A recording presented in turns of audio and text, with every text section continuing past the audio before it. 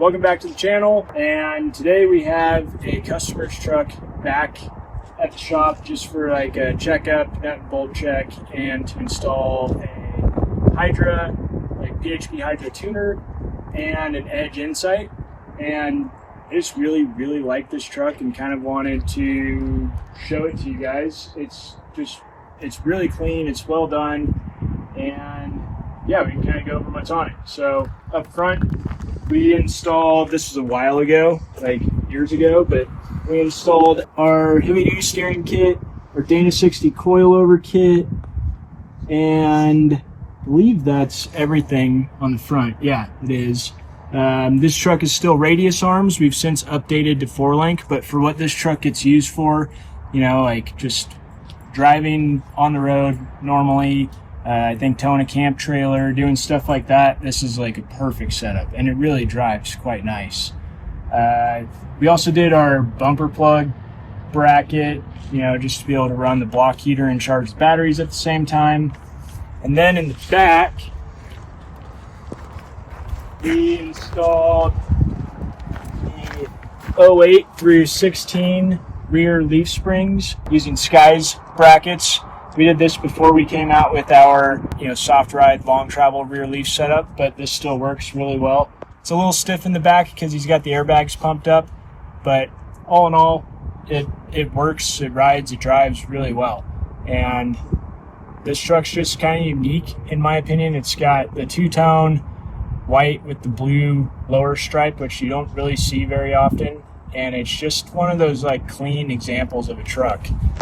He had OBS Solutions install their Duramax mirrors or Chevy mirrors or whatever, the mirrors, and it's got the sill scuff plates and the, I can't remember what these are called, just the lower like trim plates.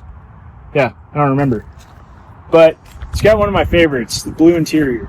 I know it's not for everybody, but this blue interior is so clean, and this truck is just so well maintained that I just love it. And I love the blue with the blue stripe, and it's just a great old truck. So we'll take it for a ride.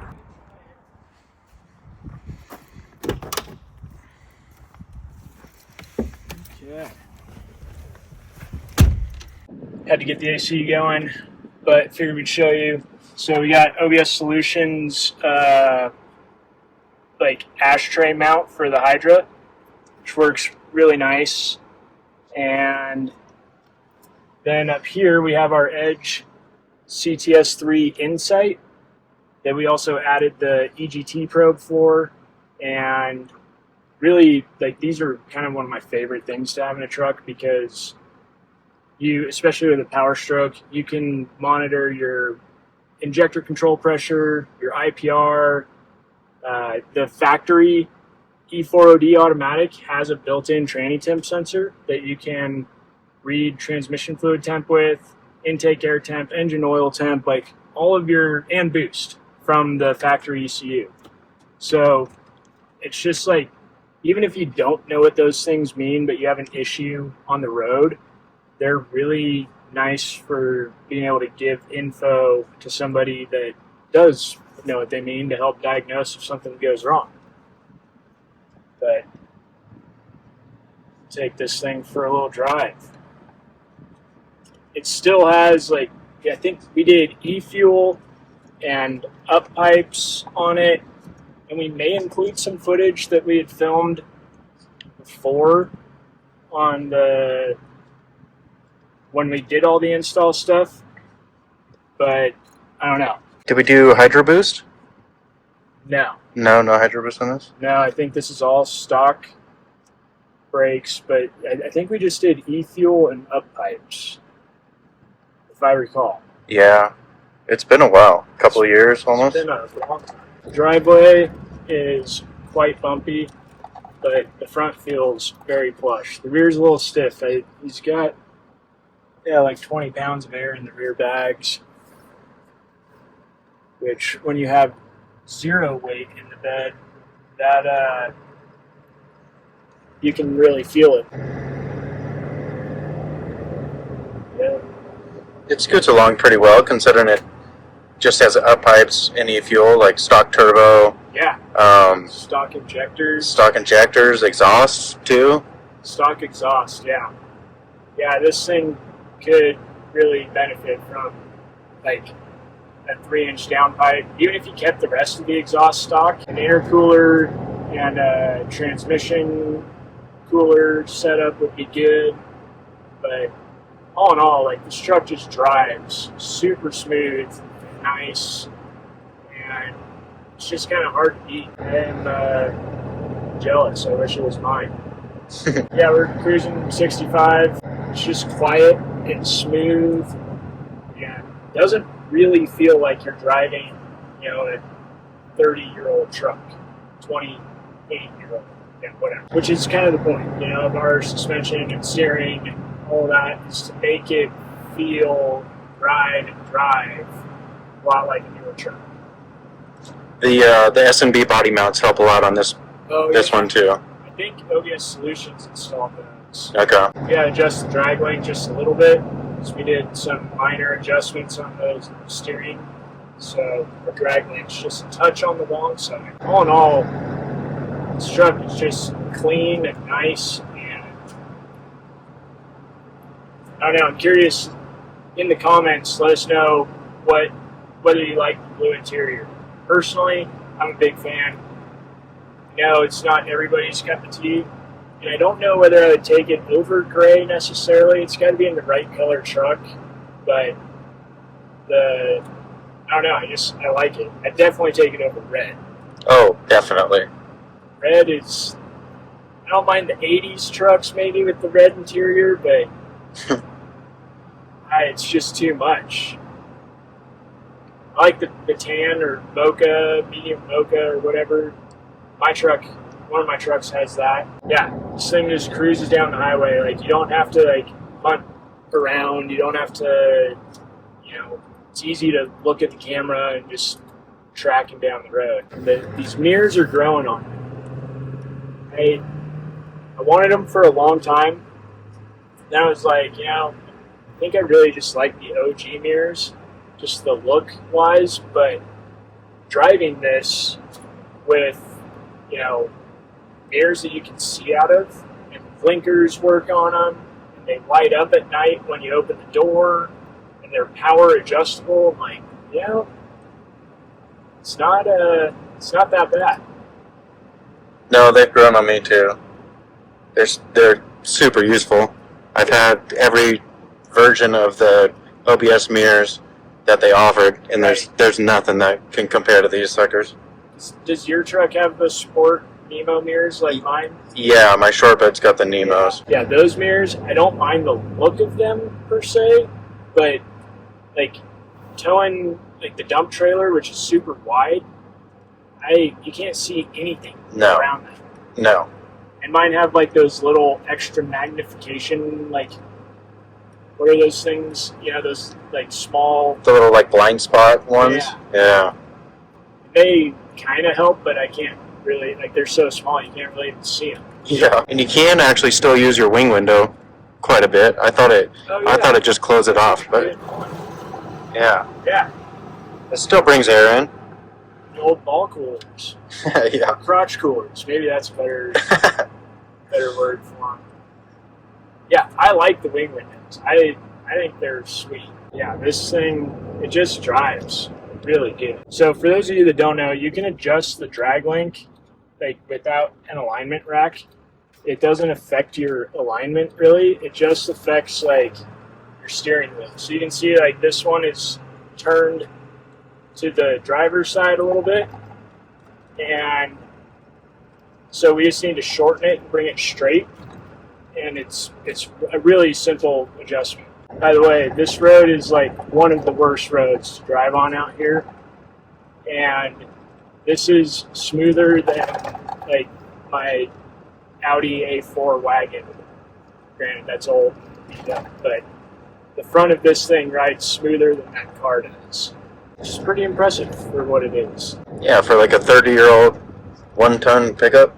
Yeah, It's pretty awesome. The owner said, you know, he wanted more power with towing his camper and whatnot, so that's why we did the Hydra tuner and the monitor, because we didn't want to throw more power at it and then have him, or, you know, unknowingly burn it down by getting the exhaust gas temps too high. It's always good if you're going to be putting more power to your diesel engine, no matter what it is, to at least have an exhaust gas temperature gauge, because if you don't, they can continue making power even if they're going to burn themselves up or burn a piston out, and you don't know it like by how it's running, really. You just know it by looking at the gauge. And so you don't want to hold these engines at a high, like constantly at a higher temp than like 1200 to 1250. Above that, and you're gonna, you know, start melting aluminum, and it's gonna cost you a lot of money. It's much cheaper to have a gauge in there to be able to monitor what those temperatures actually are. And the cool thing with these, really hyping up these edge things. They're not sponsoring this video. I wish they would. Nobody sponsors our videos. But the cool thing is you can go in there and put warning parameters. So the gauge will turn different colors at different temperatures. And if you want it to, you can also have it beep at you and like do an audible alert for if it's getting too hot. And you can do that for any of them. So in this one, we set it up, you know, to where it starts to alert, I think at like 1150 or 1200 is like the yellow range, and then 1250 and up is red. And then we did the same thing for the transmission temp, is make sure that it's, you know, I think it's like 190 is where it starts to get questionable, and 200 plus it's in the red zone. Just so that it's, you know, a little reminder that it's not just a number, like it does mean something. She's definitely got more power than factory. Yeah, I agree. I love these dash mats too. Yeah, some people don't dig them, but the interior on this thing is so clean that you might as well protect it. Yeah, they help keep all the, like, the sun from beating it up. And I just think they look, I don't know, I like the look of them. I believe Carhartt even makes one for these trucks. I don't remember. I thought Yeah, they do. seen one. They make seat covers too. Oh, for these? Yeah. Nice. Like nice, fitting, tight, and durable. They're a little spendy, but they work well. They might even have a cover that fits on this factory center console. Enrique may have had that. Yeah, I saw something at the truck show. Somebody had it. It's always like one of those things I battle in my head. Do you put seat covers on so that you can keep the seats nice for the next person that owns it? Or do you use the seats for yourself and enjoy it? I guess it depends how long you plan to keep it. Right. Not that it really matters, but currently the power is out in the shop, which kind of gives us a nice bit of time to be able to do this. Power's out on this entire side of town, so we get to make some videos. Let's go adjust that drag link. Let's do it.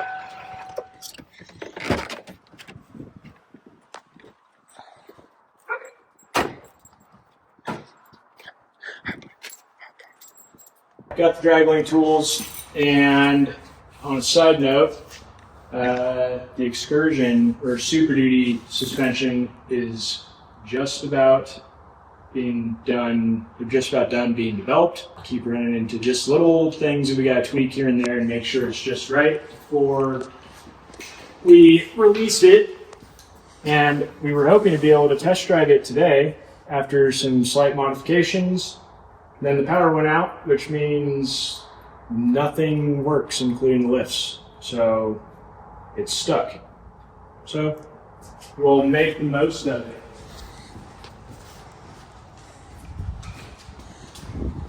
All right. Okay, so we're loosening up this pinch bolt here, which gives us access to this adjuster. And just for reference sake, you want to make sure that you have like the same amount of threads showing on the adjuster as you do on the tie rod end, and that's all when you set it up. It's supposed to be that way. So now this is a double adjuster, so it's threaded on the inside and the outside. So we're just going to give it a little bit, tightening it, so we're shortening it to pull that wheel back straight. And the steering box in this has just a little more play than I would like, so it's sometimes tricky, but we looked at it and it's still original or old. So we'll go from there. But I'm going to take a look at the steering wheel. I think that'll do. It's so hard to tell. It's a back and forth game. Yeah. Maybe we'll just give it a touch more. Yeah, right there. Okay, so now we're going to tighten this pinch bolt back down. And when we're done, it's kind of an annoying angle. You just want to make sure that this cannot turn. So we want to get about 90 foot-pounds on it.